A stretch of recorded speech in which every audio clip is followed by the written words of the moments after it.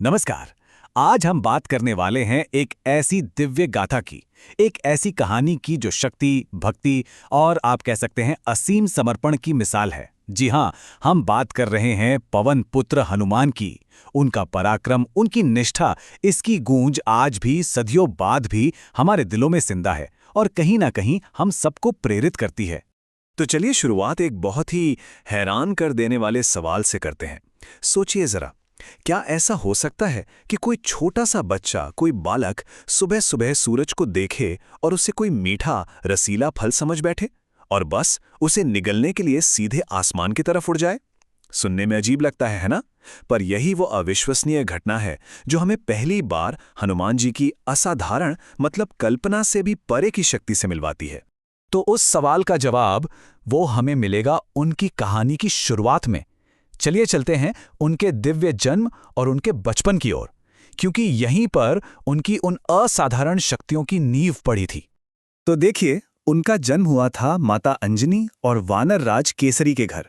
लेकिन उनकी जो असाधारण शक्ति थी ना, उसका असली स्रोत कहीं और था, एक दिव्य कनेक्शन। वो असल में वायु के देवता पवन देव के आध्यात्मिक पुत्र थे और बस इसी वजह से उन्हें पवन पुत्र कहा गया, एक ऐसा नाम जो खुद उनकी बेहिसाब गति और शक्ति को दिखाता है। अब बचपन में हनुमान जी शरारती तो बहुत थे, लेकिन उनकी शक्ति का तो कोई हिसाब ही नहीं था। तो हुआ यूं कि एक सुबह उन्होंने आसमान में उगते हुए सूरज को देखा और जानते हैं उन्हें क्या लगा? उन्हें लगा कि वो कोई पका हुआ स्वादिष्ट फल है और बस फिर क्या था, बिना एक पल भी सोचे उसे खाने के लिए सीधा आकाश की ओर उड़ चले।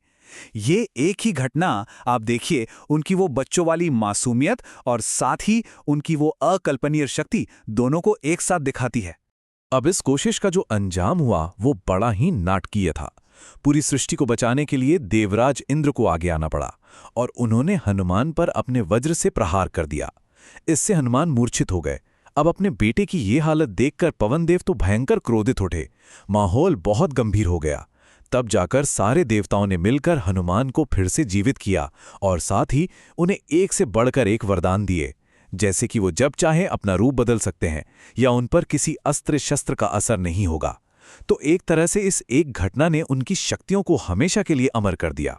लेकिन सवाल यह है कि इतनी सारी शक्ति, इतनी असीम शक्ति का आखिर मकसद क्या था?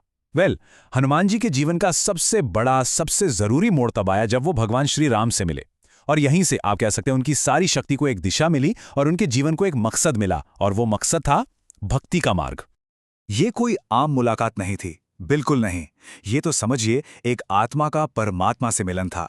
कहते हैं जैसे ही हनुमान जी की नजरें श्री राम पर पड़ी, उन्होंने एक पल में उन्हें पहचान लिया और उनका दिल पूरी तरह से भक्ति और समर्पण से भर गया।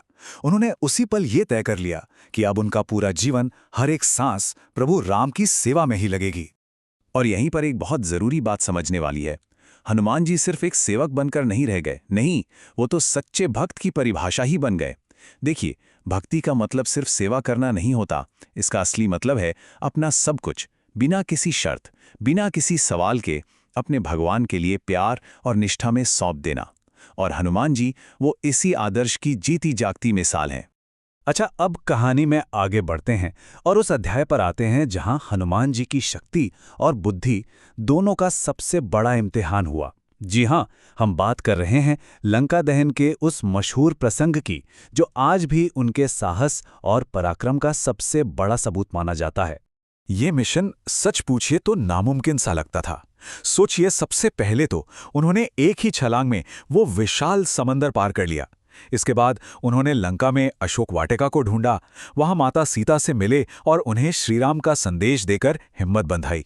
पर फिर जब रावण के सैनिकों ने उन्हें पकड़ लिया और उनका मजाक उड़ाने के लिए उनकी पूंछ में आग लगा दी, तो हनुमान जी ने उसी अपमान को अपनी सबसे बड़ी ताकत बना लिया। उन्होंने उसी आग से पूरी सोने की लंका को जलाकर खाक कर दिया। अब हम आते हैं उनके समर्पण की कहानी के उस हिस्से पर जो शायद सबसे ज्यादा दिल को छू लेने वाला और चमत्कारी है। ये वो पल था जब हनुमान जी ने ये साबित कर दिखाया कि अगर भक्ति सच्ची हो तो जो नामुमकिन है वो भी मुमकिन हो जाता है। किस्सा यूं है कि युद्ध चल रहा था और मेघनाद के एक बाण से लक्ष्मण जी मूर्छित हो गए। उनके प्राण संकट में थे और तब वैद्य ने कहा कि सिर्फ एक ही चीज है जो उनकी जान बचा सकती है, हिमालय पर मिलने वाली संजीवनी बूटी। अब सोचिए, रात का समय, वक्त बहुत ही कम था और काम लगभग नामुमकिन। लेकिन जहां हनुमान जी हो वहां नामुमकिन जैसा शब्द होता ही नहीं है। और हुआ भी वही।